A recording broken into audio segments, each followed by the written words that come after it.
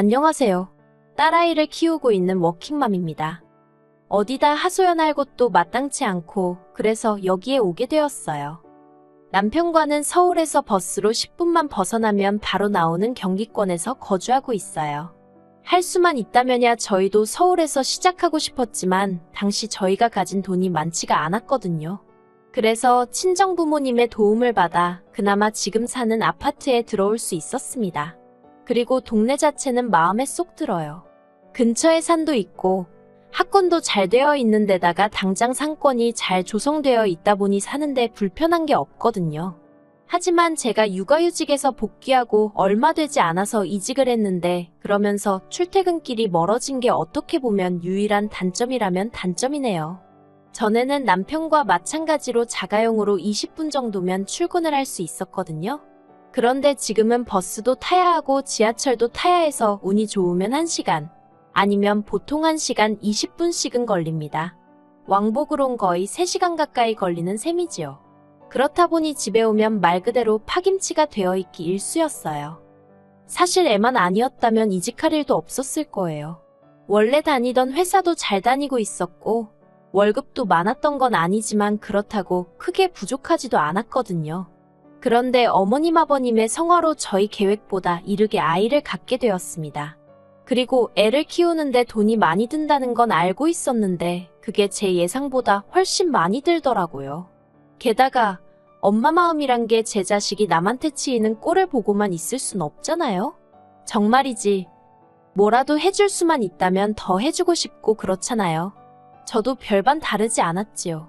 산후조리원에서 만난 여자들부터 시작해서 여기저기서 말이 들려오니까 하루라도 빨리 뭐도 가르쳐야 될 것 같고 옷도 먹는 것도 좀 더 좋은 걸로 챙겨주고 싶어지고 여러 가지로 조바심이 나더라니까요.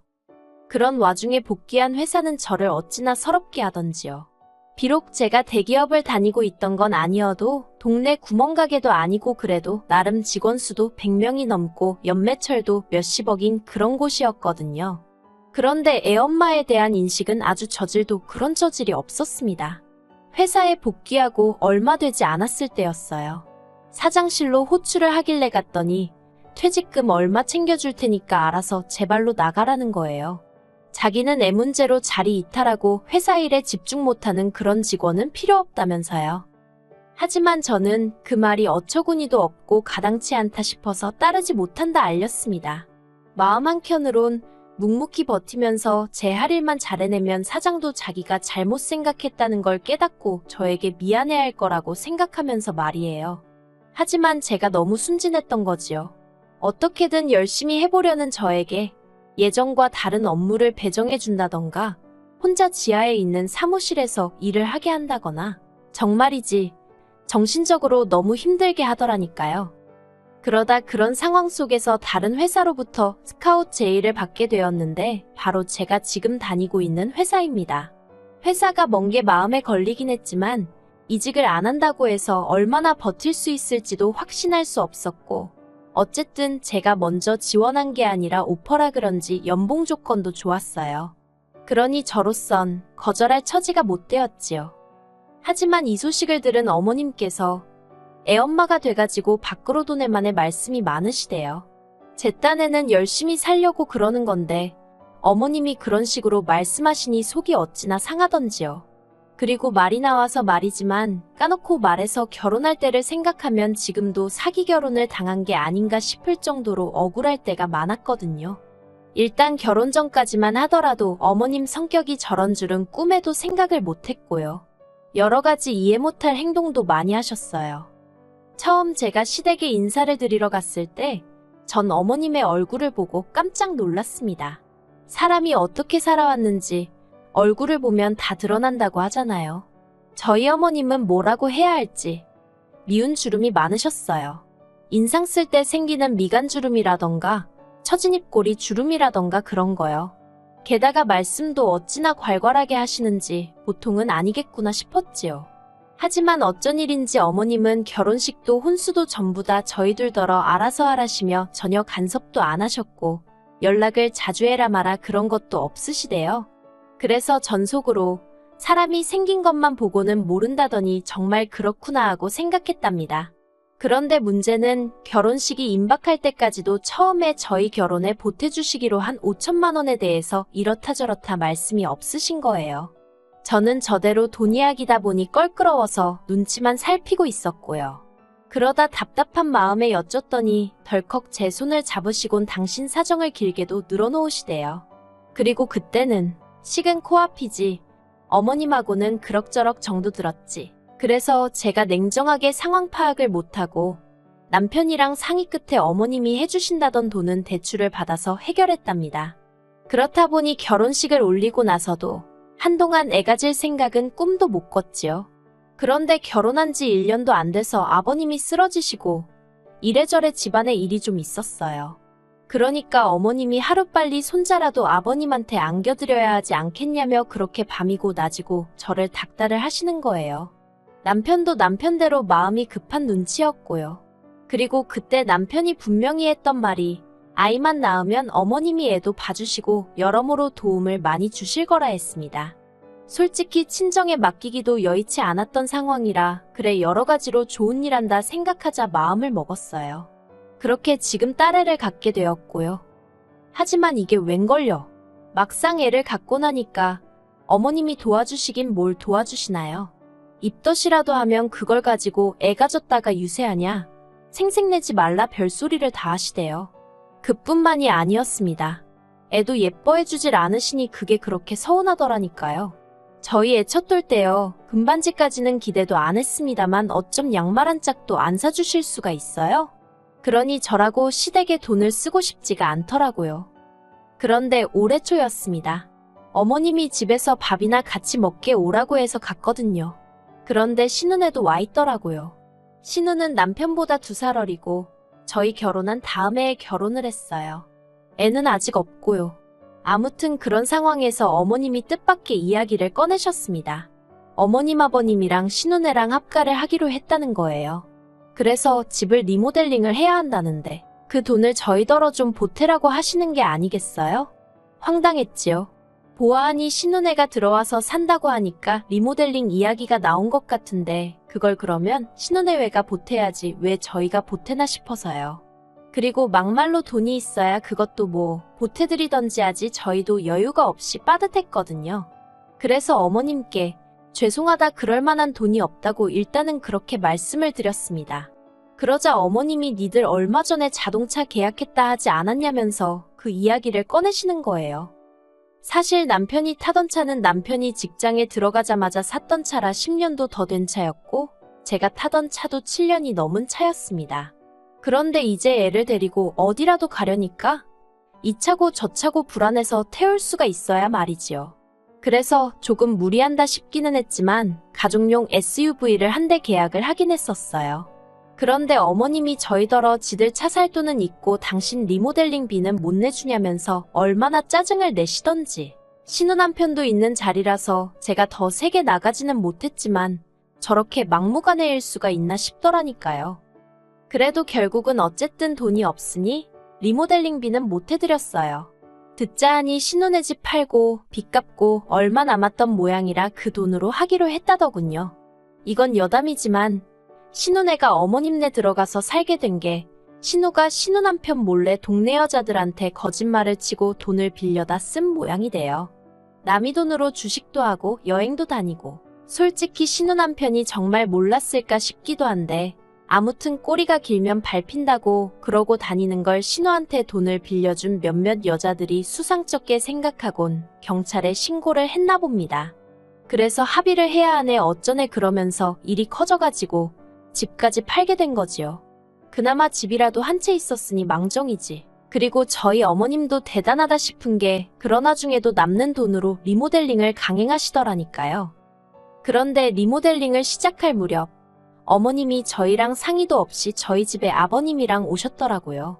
그리고는 공사기간 동안 가 있을 곳이 없으니 당연한 거 아니냐면서 저희 집에 한 달 정도 계시겠다는 게 아니겠어요? 어이가 없었지요. 어머님 댁에서 5분 남짓한 거리에 이모님 혼자 살고 계시거든요. 뭐 아버님 입장에서야 처제인 이모님보다는 아들 집이 편하셔서 그러실 수도 있지만 아무튼 여러 가지로 저도 날이 서더라고요. 그런데 이미 짐까지 싸들고 오신 분들한테 안 된다고 할 수도 없고 남편도 자기도 몰랐다면서 미안하다고 하대요. 그래서 유야무야 같이 지내게 되었습니다. 그리고 말해 뭐 하겠어요. 한 달이 1년처럼 길고 고역이었습니다. 어머님이 계신다고 저나 남편의 일상이 조금 편해지고 그런 게 전혀 없었어요. 저는 집에서 7시에는 나가야 제 시간에 출근을 할 수 있었는데 어머님이 아침을 차려달라고 하질 않으시나 화장실도 하나뿐인데 그걸 차지하고 안 나오시고 정말 일부러 저러시나 싶을 정도로 아침부터 사사건건 사람 환장하게 하시더라고요. 게다가 아이도 전혀 봐주시려 하지 않으셔서 남편이 등하원을 시키는 건 여전했습니다. 그래도 남편은 자기 부모님이라 그런지 어떻게든 이해하려 하는 눈치였지만 막말로 저는 피 한 방울 안 섞인 남이었으니 불편할수록 싫은 마음이 극에 달하더라니까요. 그래도 시간이 흘러서 어머님 아버님은 리모델링을 마친 집으로 들어가셨습니다. 이제 다 끝났다. 숨 좀 쉬겠구나. 그게 제 머릿속에 처음 든 생각이었어요. 그런데 끝이 아니더라고요. 지난주 초였어요. 어머님 아버님이 연락도 없이 저희 집에 또 오셨더라고요. 일단 집 안으로 모셨더니 어머님이 찬물 한 잔을 그대로 들이키시고는 다음 주쯤에 저희 집으로 이사를 오시겠다는 겁니다. 일단 작은 방이 비었지 않냐면서 거기서 당분간 생활을 하셔야겠다나요? 이게 무슨 상황인가 싶어서 갑자기 그게 무슨 말씀이시냐고 물었습니다. 그러자 어머님이 하시는 말씀이 신혼남편 쪽에서 난리가 났다는 거예요. 알고 보니 신혼애가 살던 아파트는 신혼남편이 해온 것이었는데 그걸 홀랑 팔아먹어가지고 그쪽 사돈들이 화가 단단히 났다나요? 게다가 대릴사위까지 하게 생겼다면서 이혼을 시킨 애만의 집안이 다 뒤집어졌던 거지요. 그러니 어쩌겠냐면서 당신 딸 이혼녀 안 만들려면 일단 당신 아파트를 신혼애한테 줘야 될 것 같다고. 그래서 당분간 저희랑 사셔야겠답니다. 제가 그것 말도 안 된다고 했어요. 신우가 사고를 쳐서 이 사단이 난 건데 왜 제가 피해를 봐야 하냐고요. 그러자 어머님께선 저더러 시부모랑 사는 게 피해를 보는 거냐면서 제 말꼬리를 잡고 늘어지셨습니다. 저더러 그렇게 안 봤는데 아주 못돼 처먹었다면서 가족끼리 서로 돕는 거지. 너는 그런 것도 안 배웠냐고요. 저라고 할 말이 없었겠어요? 어머님은 저희 뭐 도와주셨냐고 물었습니다. 하다못해 저희 집에 계시는 동안 저희의 등하원 한 번 안 해주시고 애 옷 한 번 갈아입혀 주신 적 없지 않냐고요. 그렇다고 뭐 살림을 도와주셨어요. 반찬 하나를 해주셨어요. 계시는 동안 상전 노릇만 제대로 하고 가셨잖아요. 그런데 어떤 며느리가 좋다고 합가를 한다 들겠냐고 아주 생각나는 대로 막 따지고 들었네요. 그러자 옆에 있던 남편이 말이 너무 심한 거 아니냐며 저를 막더라고요. 솔직히 남편이라도 확실히 제 편을 들어줬다면 제가 그래도 화가 그렇게까지 나진 않았을 것 같아요. 그런데 남편이 저를 가로막는 순간 왜 시쳇말로 눈 돌아간다고 하잖아요. 제가 딱 그랬습니다. 남편더러 그러면 당신 혼자서 모시고 살든 말든 알아서 하라고요. 사위나 그쪽 사돈은 무섭고 나는 뭐 밟으면 찍소리도 못하고 납작 엎드릴 줄 알았냐고 내가 호구냐고 소리를 질렀지요. 그리고는 남편더러 당장 이 집 부동산에 내놓을 거라 했습니다. 아파트 계약 당시 대출을 제 이름으로 받으면서 명의도 제 이름으로 했는데 어휴 지금도 그때를 생각하면 천만 다행이다 싶어요. 아무튼 이후로도 남편은 계속해서 저더러 말을 가려서 하라면서 어쩌고저쩌고 아주 난리도 아니대요. 결국 듣다 못한 제가 먼저 이혼하자는 초강수를 뒀습니다. 그러자 남편이 콧방귀를 뀌더라고요. 그리고는 한다는 소리가 그럼 저더러 애는 못 보고 살 줄 알라는 거예요. 시부모 모시기 싫어서 이혼하겠다 나서는 주제에 설마 애 욕심을 낼 건 아니지 그러면서 저더러 며느리로서 자격도 없고 엄마로서도 자격도 없다나요? 그래서 그러라 했습니다. 솔직히 정말로 애를 안 보고 살 자신은 없었지만 평소에 제가 딸이라면 사족을 못 쓰는 걸 아는 남편이었으니 딸을 빌미로 저를 겁주려는 거였거든요. 그리고 제가 보인 뜻밖의 반응에 아니나 다를까 남편이 꽤나 당황한 눈치였습니다. 저는 남편에게 양육권이고 친권이고 당신이 다 가지고 어머님 아버님 잘 모시고 자식 노릇하며 살라 했어요. 나는 대신 이 집만 있으면 된다고요. 그러자 어머님도 이게 아닌데 싶으셨는지 한 발 물러나시면서 딸이고 아들이고 다 이혼하게 생겼다며 나오지도 않는 눈물을 쥐어짜시더라니까요. 저는 남편에게 어머님과 나 둘 중 하나를 선택해라 그런 소리는 안 하겠다 했습니다. 대신 어머님을 바라보고는 어머님께 신혼애한테 생긴 문제는 그쪽에서 알아서 해결하게 하시고 어머님은 어머님 집이나 잘 지키시라 했어요. 그렇게 하셔야 어머님 아들도 잘 살 수 있는 거라면서 아들 며느리가 호구가 아니라는 것 좀 알아달라 했지요. 그러자 남편도 제 말에 수긍을 하며 어머님께 별 수 없지 않느냐고 걔들 문제는 걔들더러 알아서 하라고 해. 그러대요. 그렇게 일단은 저희 집에 평화가 찾아오긴 했어요. 솔직히 얼마나 갈지는 두고 봐야 알겠지만요. 남편도 자기가 장남이다 보니 어머님 아버님을 챙겨야겠다는 생각이 들어서 순간 자기가 저에게 말을 심하게 했다며 미안하다 사과해왔습니다. 하지만 말이라는 게 한번 엎어지면 주워 담을 수 없다고 제가 받은 충격과 상처가 한 번에 괜찮아지진 않더라고요. 그래서 지금 남편이 무척 꼴보기 싫은 상황이긴 하네요.